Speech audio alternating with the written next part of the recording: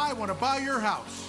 I'll make you an as-is cash offer on your house within 24 hours. Whether it's a total fixer-upper or in perfect condition, sellersadvantage.com is the easiest way to sell your house. When you sell your house to sellersadvantage.com, there's no fees, no commissions, no banks, and no repairs. Just go to sellersadvantage.com for a free, no-obligation cash offer 24 hours a day. That's sellersadvantage.com. Eyewitness News, Southern California's news leader. From ABC 7, this is Eyewitness News.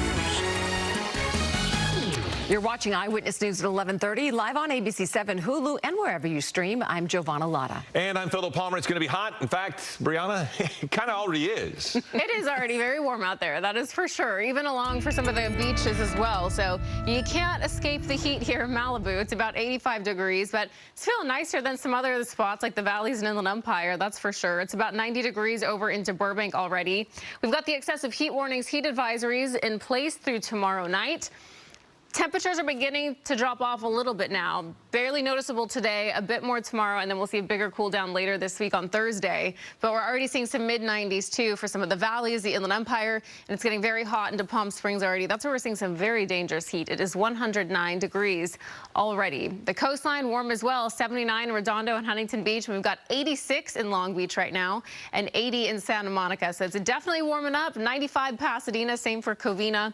We've got one more day of some heat after today, and then we're going to talk about a pretty significant cool down in just a little bit. Giovanna, I'll send it back to you. Okay, Brianna, thank you. And as the heat wave continues in Southern California, these temperatures are not stopping registered nurses who are holding a solidarity march and rally today in support of striking actors and writers. Eyewitness News reporter Christian Cordero is in Hollywood, joins us live at the rally with the very latest. Christian.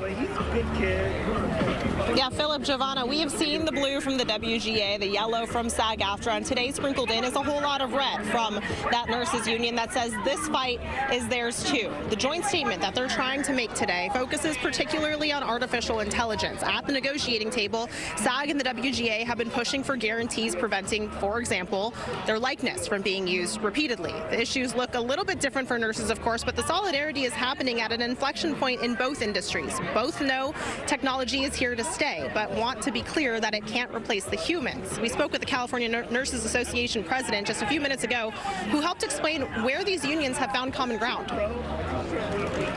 For the writers and the actors, it's about their creativity, you know, their ability to earn a living wage. And for us as registered nurses, we see the technology at work, you know, whether it's an algorithm for staffing or titrating of drugs that are delivered to our patients. You know, I asked Kathy Kennedy if there's a way for AI to help supplement some of the work that they do, a happy medium, if you will, especially when you consider the staffing levels that we've seen, staffing issues that we've seen in hospitals really around the country. Her short answer was no, that staffing levels are an issue regardless of AI. We'll have more on our conversation with her, as well as how these writers and actors are doing on the picket line, coming up later at 3 p.m. For now, we're live in Hollywood. I'm Christian Cordero, ABC 7 Eyewitness News. Christian, thank you. This morning, we heard from the attorney and family of a 6-year-old child who was beaten to death by an LAUSD employee, after-school program employee, I should say, in 2019. Earlier this month, a jury awarded $30 million to the mother. She had sued LAUSD following the death of her son, Davon Taylor. She accused LAUSD of negligently hiring Tyler Deshaun Martin Brand, who killed Davon while babysitting him at her apartment. LAUSD maintained they should not be responsible for a murder that occurred on private property and outside of school hours. We hope that this verdict sends a message to LAUSD. And that message is, when we drop off our kids at your schools and drive away or walk away and leave them there, we trust that they're going to be safe. My son did not deserve to die at all. He was really happy, joyful, helpful, respectful, and there's nothing in the world that would change pertaining to my son. LAUSD has maintained they should not be responsible, again, as we said a moment ago, for a murder that occurred on private property outside of school hours. Members of the Orange County Fire Authority are on Maui to support the community, including 17 firefighters who lost their homes. They are among the 6,000 people displaced by the deadly wildfires. The Orange County team will be giving those firefighters $100,000 they've raised in donations. Firefighter Ethan Frederick previously worked for the Maui Fire Department, and he's now there with the OC team. The land search for victims of the wildfires has ended, and Navy dive teams are now searching the water. The death toll stands at 115. Prosecutors want to retry a former UCLA campus gynecologist convicted of sex-related charges. James Heaps was sentenced to 11 years in prison on 5 counts.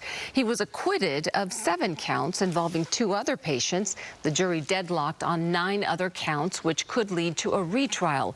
Heaps' attorney objected to retry the case and asked the judge to dismiss the remaining counts. The judge told both attorneys to file briefs on the issue. A hearing is set for October. House Majority Leader Steve Scalise has announced he has been diagnosed with what he calls a very treatable blood cancer. The Republican from Louisiana said he first noticing something was off a few months ago. Because it was caught so early, the 57-year-old believes the cancer is treatable and has already started treatment. He's the second-ranking House Republican behind only Speaker Kevin McCarthy and plans to continue to serve in Congress. Former President Donald Trump will be a busy man in the coming months. He has 2 criminal trials starting less than a year from now, right in the middle of Republican campaign season. He will also be returning to Fulton County, Georgia next week to be arraigned. ABC's Jay O'Brien has more. Facing 4 indictments, former President Donald Trump's legal calendar growing busier